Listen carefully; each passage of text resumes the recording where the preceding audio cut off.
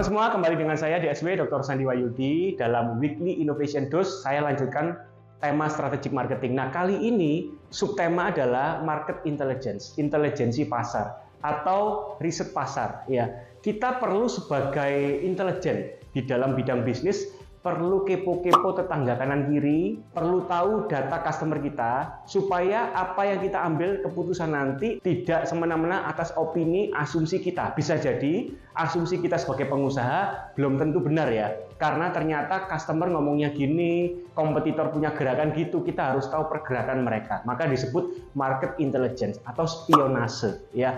Ada beberapa riset yang kita bisa lakukan supaya kita bisa dapatkan data yang valid. Yang pertama, ya ini kebetulan juga sharing ya buat teman-teman semua. Kami SLC Marketing, jasa lembaga survei pasar juga sering membantu klien-klien kami untuk melakukan beberapa teknik survei ini ya, sekaligus promosi tipis-tipis buat teman-teman semua. Yang pertama adalah survei kepuasan pelanggan.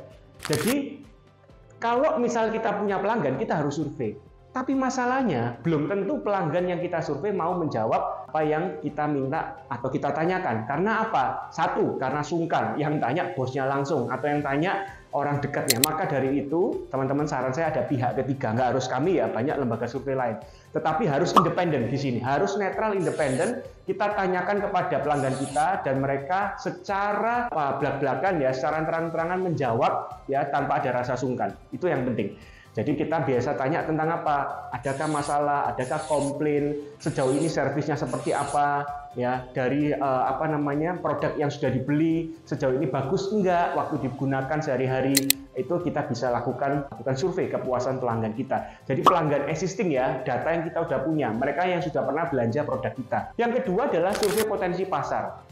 Jadi teman-teman semua, kita harus juga tahu market di luar sana yang mana ini bukan customer kita. Ini data benar-benar baru, tetapi yang kita survei adalah target segmen kita. Juga harus sama, ya jangan terlalu berbeda dengan target segmen kita. Demikian kita bisa tahu, oh selera orang lain yang belum jadi customer kita, ternyata mereka butuh ini loh. Ya, jadi kita punya, kalau ini memang teman-teman harus punya vendor ya untuk third party pihak ketiga melakukan survei potensi pasar, karena data ini yang teman-teman pasti belum punya karena belum jadi pelanggan kita. Untuk potensi pasar apa saja yang kita tanyakan adalah produk-produk yang mereka beli, kita kepingin tahu mereka selama ini beli produk merek apa. Ya, tentunya bisa jadi barang kita juga yang dibeli oleh customer ini atau responden ini, atau adalah merek-merek kompetitor lain. Ya kita akhirnya bisa tahu loh, customer bisa menyatakan atau responden bisa menyatakan biasanya dia belanja di sini, beli produk ini. Ada gambaran berapa market share kita, berapa pangsa pasar kita, ya selera pasar ini trennya arah kemana. Ini teman-teman semua,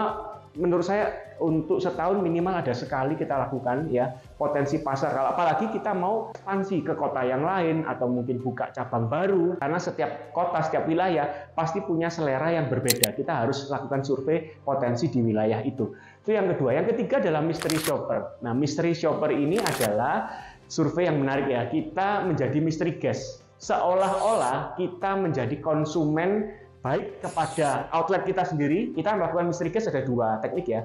Mystery guest internal kepada cabang-cabang kita sendiri. Kita kirim itu orang yang kita sudah briefing skenarionya. Dia berlagak seperti konsumen di outlet kita tanpa karyawan kita tahu. Yang kita kirim itu adalah orang suruhan kita. Supaya kita benar bisa merasakan service level, standar service di setiap outlet itu apakah sama ataukah berbeda.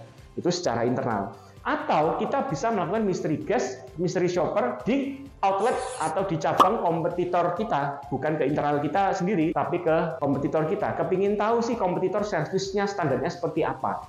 Itu juga itu secara eksternal. Artinya mystery shopper ini teknik yang kita lakukan supaya bisa mendapatkan interaksi secara langsung, teman-teman. Jadi bukan hanya dari website ya, tetapi secara real di lapangan, harus secara offline. Kemudian untuk survei brand awareness, ini menarik juga ya, terkait top of mind daripada responden kita, merek-merek apa aja yang diingat paling kuat saat ini. Jadi kita ada market share, ada brand share ya. share dari secara penjualan maupun share dari ingatan dari kepala pelanggan. Kalau survei brand awareness kita lakukan tujuannya apa? Biasanya untuk perusahaan-perusahaan yang akan bikin branding baru atau luncurkan produk baru seperti itu, ambil jasa kami.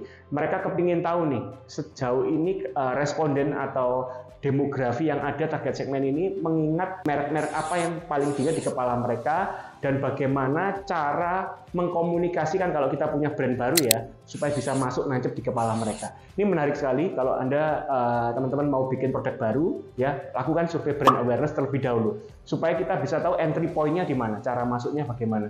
Yang ketiga adalah focus group discussion. Ini adalah seperti seolah-olah meeting ya, meeting kecil, tetapi ini adalah kelompok diskusi yang terfokus. Kita undang beberapa pelanggan maupun yang sudah pelanggan existing atau calon pelanggan yang sesuai target segmen, bisa dua sisi ya, yang sudah kita punya, kita kenal, atau mereka-mereka yang belum kita kenal. Tatkala kita akan kembangkan suatu produk baru atau launching produk baru atau memperbaiki OP di perusahaan kita, service kita kurang di mana. Nah, kenapa kok orang-orang ini kita undang langsung berinteraksi dengan barang yang kita mau jual atau barang yang kita mau pasarkan ya. Mereka bisa langsung mencoba trial prototipe yang kita bawa di dalam ruang kelas itu, dan mereka memberi masukan secara kualitatif, memberi masukan secara apa adanya ya, kurang di mana, kalau suka yang apa, dan kasih saran pengembangan.